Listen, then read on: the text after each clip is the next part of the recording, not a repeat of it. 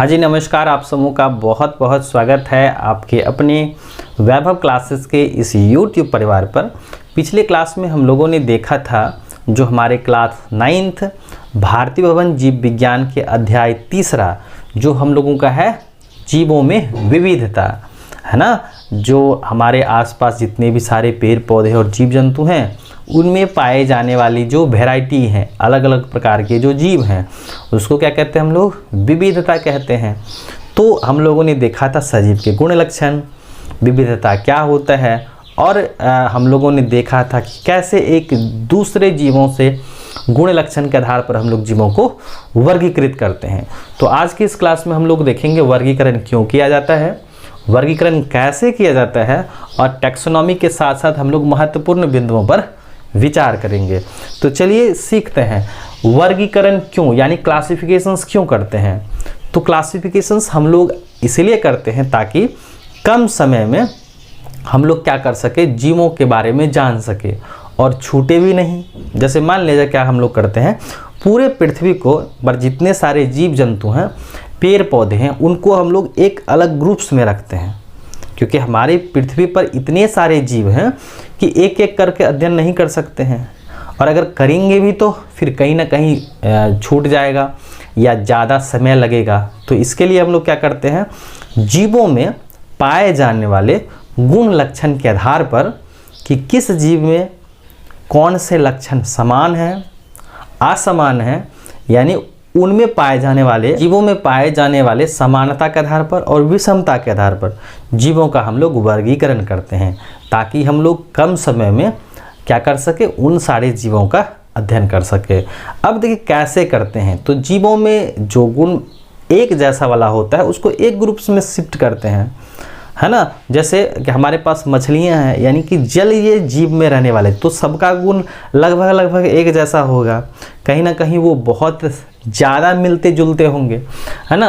अब वर्गीकी है तो एक वर्गीकरण विज्ञान है कि जिसके अंतर्गत हम लोग इन्हीं सभी चीज़ों के बारे में पढ़ते हैं कि उसका नामकरण कैसे होगा, कहाँ पर रखेंगे, है ना। उनके जो है नामीकरण के लिए हम लोग कौन कौन सा तरीका अपनाएंगे, तो इसके लिए हम लोग सिस्टमेटिक ढंग से कैसे रखेंगे नेचर में, तो उसको हम लोग बोलते हैं टैक्सोनॉमी।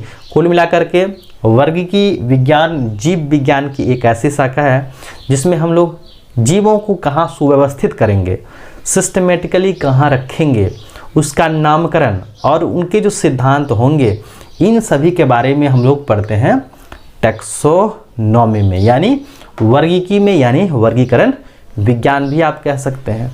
चलिए आगे देखें कि यूनानी विचारक थे, एक आपके अरस्तु साहब थे। उन्होंने क्या किया कि जो वर्गीकरण का एक जो मॉडल दिया, उन्होंने कहा कि हम लोग क्या कर सकते हैं, आवास के आधार पर भी कर सकते हैं, रंग रूप के आधार पर भी कर सकते हैं, ऊंचाई के आधार पर भी कर सकते हैं, हाइट के आधार पर कर सकते हैं। तो उनका जो मानना था कि आवास के आधार पर हम लोग करें, जैसे कोई भी जीवधारी हवा में रह रहे हैं, जल में रह रहे हैं, ज़मीन पर रह रहे हैं, तो अगर इनमें देखा जाए, जैसे उन्होंने आपके अध्याय में एक एग्जाम्पल्स लिया समुद्री जीव का, जैसे एक है व्हेल, है ना। व्हेल वैसे अगर देखा जाए तो क्या है, व्हेल जो है आपके समुद्रों में रहने वाले जीव होते हैं, और स्टारफिश है, ये कहीं ना कहीं ये दोनों आवासी तौर पर, यानी कि ये दोनों का घर कहाँ है, समुद्र है। तो एक तरफ भीमकाय जीव है और दूसरे क्या है, छोटे जीव हैं। तो कहीं ना कहीं इनकी आकृति को, आवास को ये क्या करता है, इशारा करता है। और ये जो कि एक ही स्थान में रह रहे हैं, लेकिन इसमें बहुत सारी क्या है, असमानताएं हैं। तो ये जो है आवास है, उनका हाइट हो गया, आकार आकृति हो गया, ये सब वर्गीकरण में अमान्य माना गया।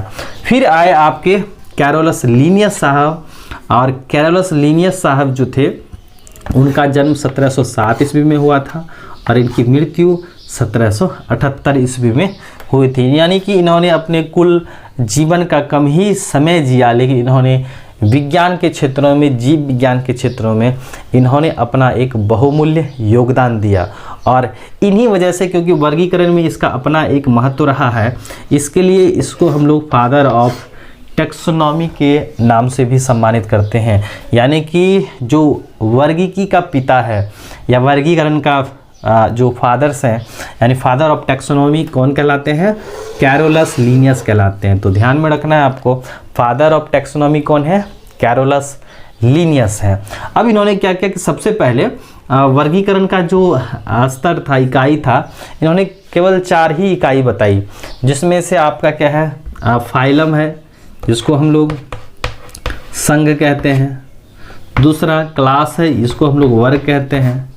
जेनेडा है, वंश है, और स्पीसीज है आपका जाति है। तो इन्होंने जो है यहाँ पर 4 इकाइयाँ दी, लेकिन आगे चल कर के यही क्या हुआ, इसमें बदलाव आया, जिसमें किंगडम यानी कि जगत स्तर पर, पृथ्वी यानी कि पूरे संसारी स्तर पर किया, फाइलम यानी संघ स्तर पर, उसके बाद इन्होंने वर्ग, उसके बाद गण, फैमिली यानी परिवार, जेनेडा यानी वंश, और उसके बाद इन्होंने जाति को रखा। यानी कि उन्होंने किसी भी जीवों के वर्गीकरण के लिए इन सारे यूनिट्स यानी इकाई का इन्होंने प्रयोग किया। तो अभी जो सामान्य समय में, वर्तमान समय में जो वर्गीकरण हम लोग मानते हैं, kingdom, phylum, class, order, family, genus और स्पीसीज, ये हम लोग रखते हैं।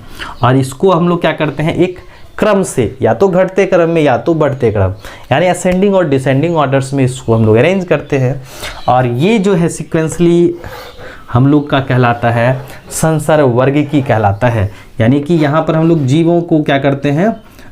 रखते हैं अलग अलग लेवल्स में, चाहे वो असेंडिंग हो या डिसेंडिंग में। अगर हम लोग उसको प्रेजेंट करते हैं तो यही कहलाता है हम लोग का टैक्सोनॉमिकल हेराडे। क्या कहलाता है?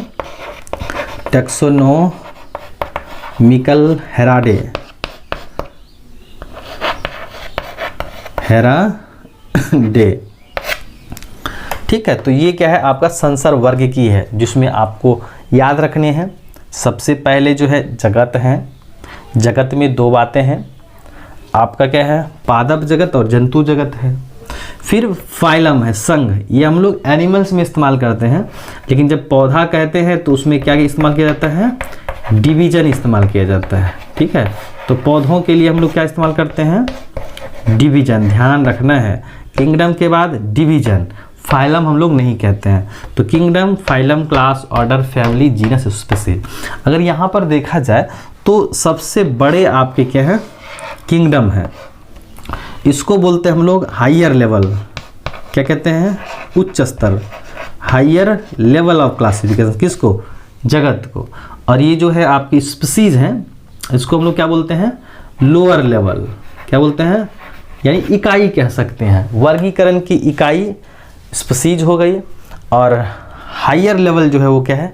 किंगडम। वैसे अगर देखा जाए तो इससे भी ऊपर है, डोमेन्स होते हैं। क्या होते हैं? डोमेन होते हैं। तो वो हम लोग बाद में चर्चा करेंगे, जिसमें आपका प्रोकैरिया आता है, यूकैरिया होता है, आर्किया होता है। तो वो हम लोग देखेंगे, अगली क्लास में देखेंगे।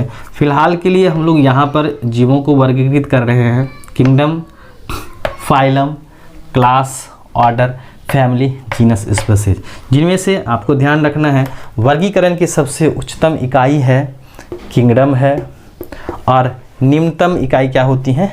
स्पीसीज होती हैं।